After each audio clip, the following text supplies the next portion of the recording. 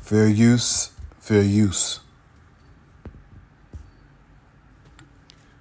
Good morning, Chairman Grassley, Ranking Member Durbin, and Senators. My name is William Enyart. I'm a retired Major General. The last 5 years of my service, I was the Adjutant General, that's the Commanding General, for the 13,000 soldiers and airmen of the Illinois National Guard. I had guardsmen in combat in Iraq and Afghanistan 24 hours a day, 365 days a year. We had the largest combat deployment since World War II. I served nearly 36 years in the military. I come from a proud family of veterans. My father, brother, and I served a total of nearly 64 years. We each served as enlisted members. I was commissioned an officer in 1982. After military retirement, I was elected to Congress, where I served on the House Armed Services Committee. I recite these facts so that you understand that I have experience at the enlisted, officer, general officer, and policymaker level. This experience forms the basis of what I will tell you today. I'm here to talk with you about appropriate uses of the National Guard. The National Guard has a proud history of service to our nation, from pre-Revolutionary War days to the World Wars to today's conflicts. The National Guard is the best trained military reserve force in the world. There were times during the Iraq War that the Army National Guard provided more than half of our combat power in Iraq.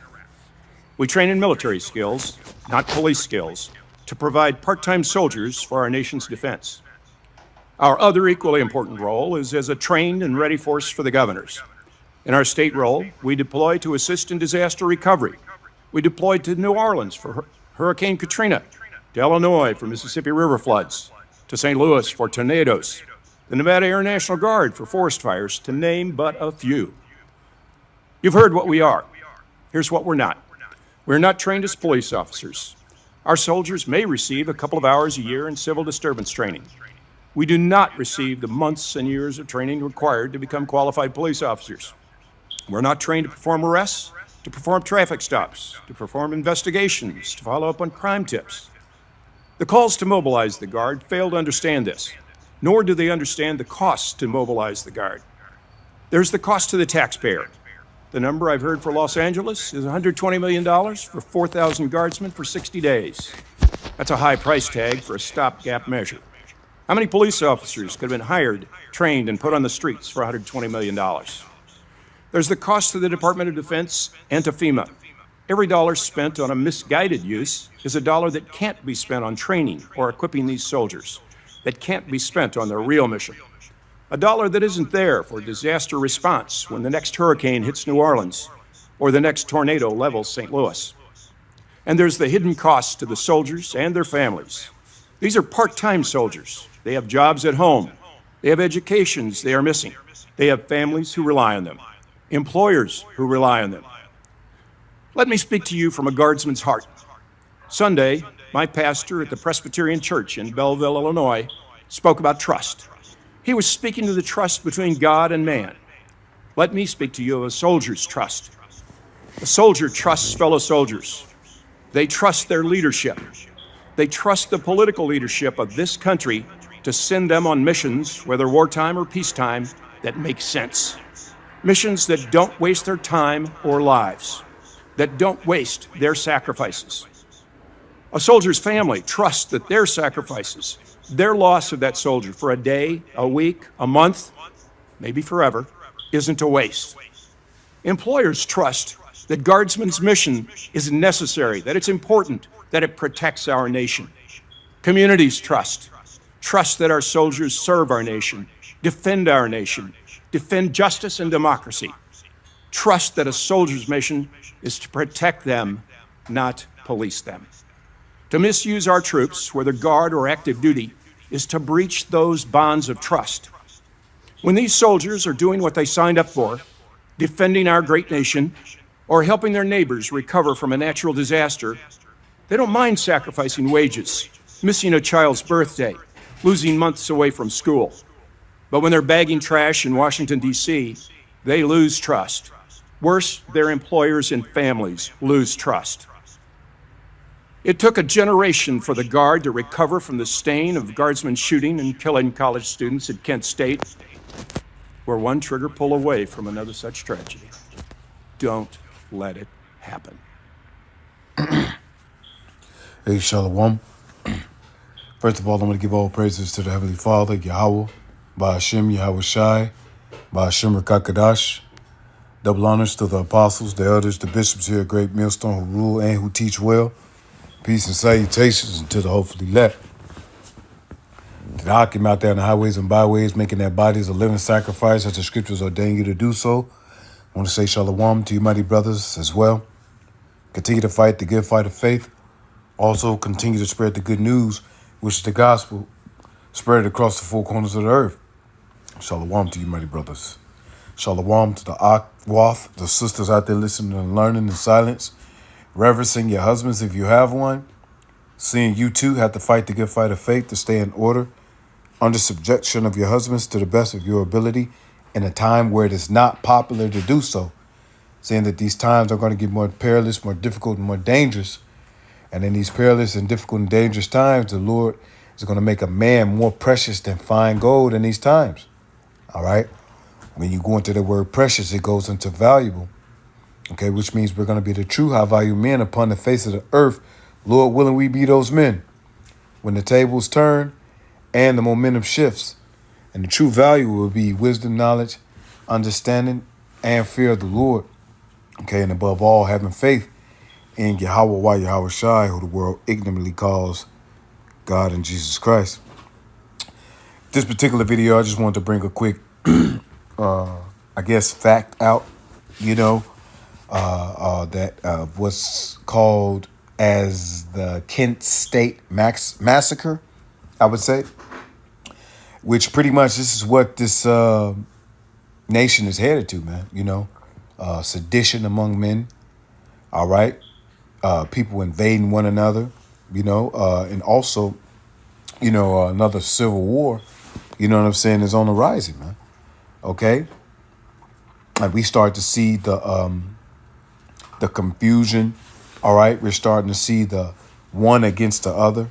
You see in this society where the Lord is putting, the Republicans against the Democrats. It's straight confusion, man.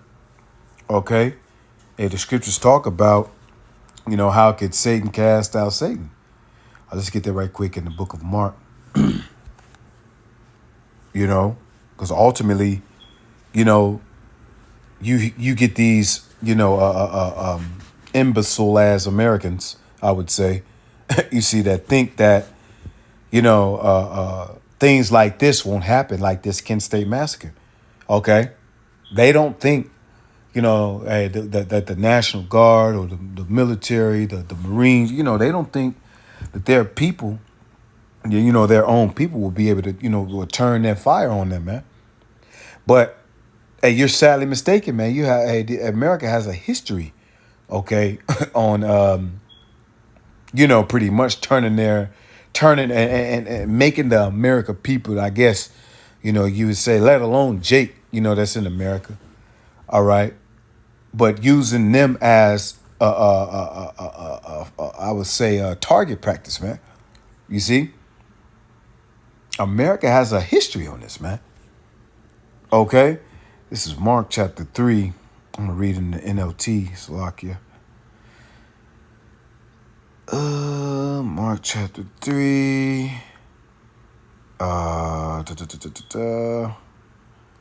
I forget where it was. Bear with me right quick. That's it right here. I'm going to read in the NLT. This is Mark chapter 3. Oh, I just had it. 1 second.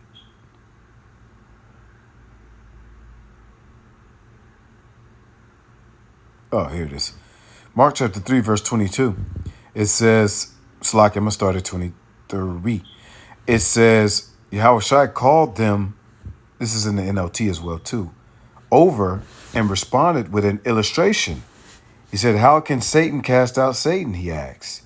He said, a kingdom divided by civil war will collapse. Okay, and we see, the fall or the collapse of this society, slowly, gradually ensuing right before our eyes, man.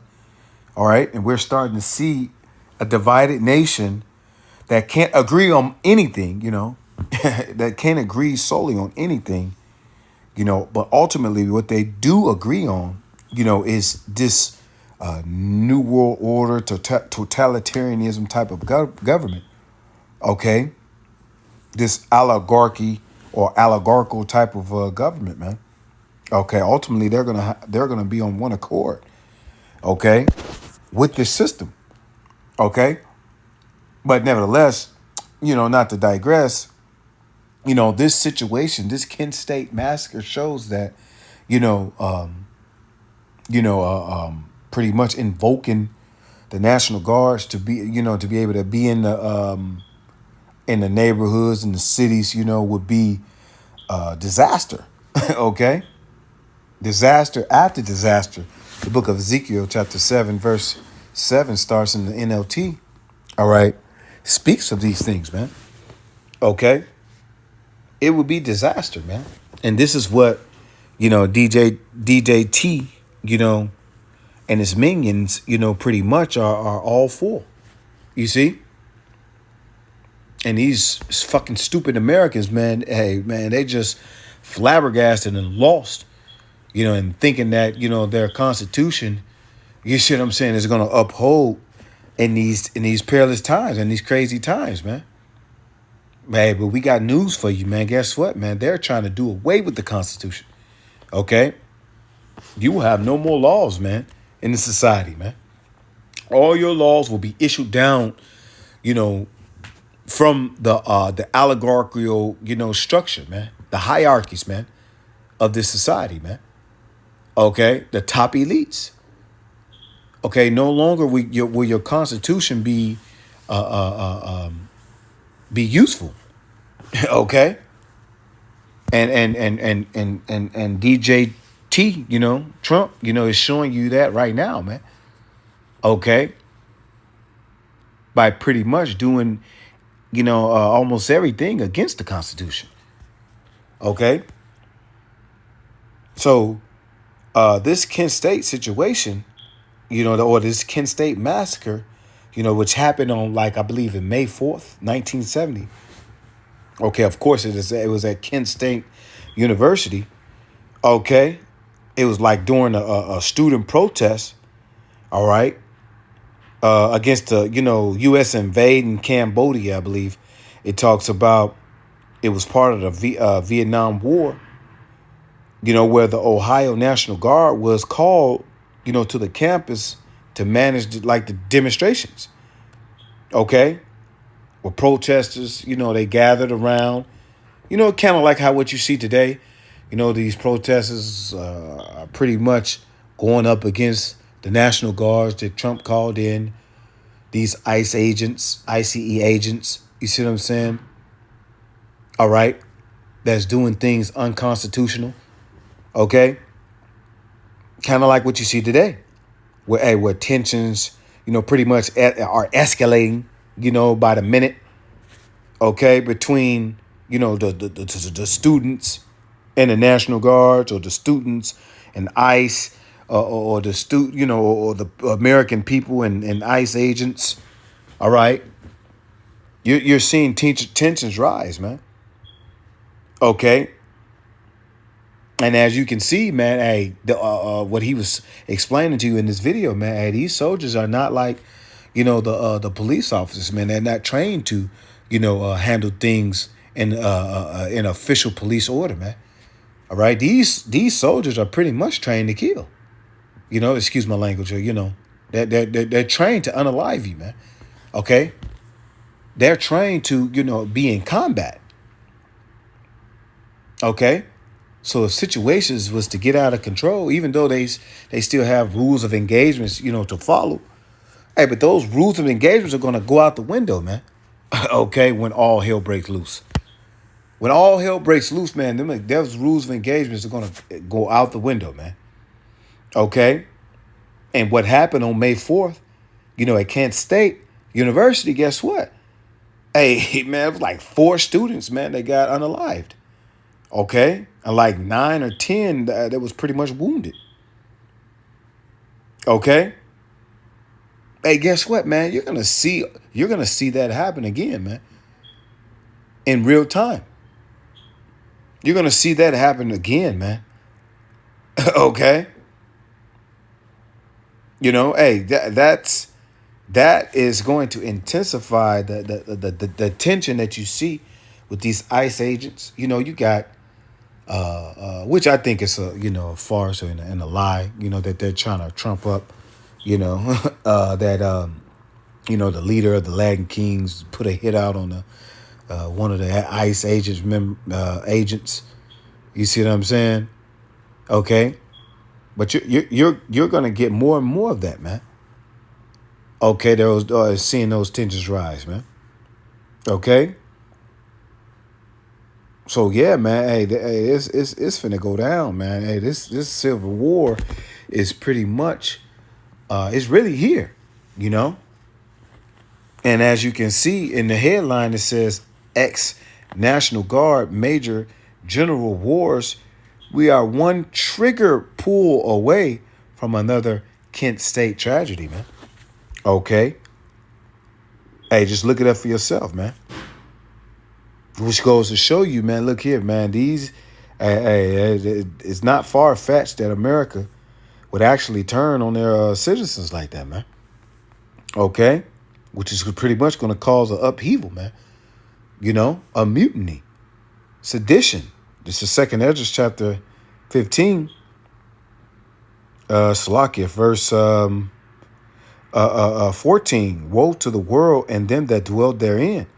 It says, for the sword and their destruction draweth nigh, and one people shall stand up and fight against another. You see that? And swords in their hands, man. Hey, people going to take action in their own hands, man. It says, for there should be sedition among men and invading one another. Okay, and sedition is like an uprising, a revolt. Okay, a mutiny. It says, for there should be sedition among men and invading one another. They shall not regard their kings nor princes. It says, in the course of their actions shall stand in their power, man. All right. It said, a man shall desire to go in the city and shall not be able to. Why? Because they're going to have the cities on lockdown, man. Okay. To where you're not going to be able to travel into another state, man. Okay. And this is what this devil is setting up the ranks for, that M law. All right. That law marshal. Okay. We're seeing this right before our eyes, man.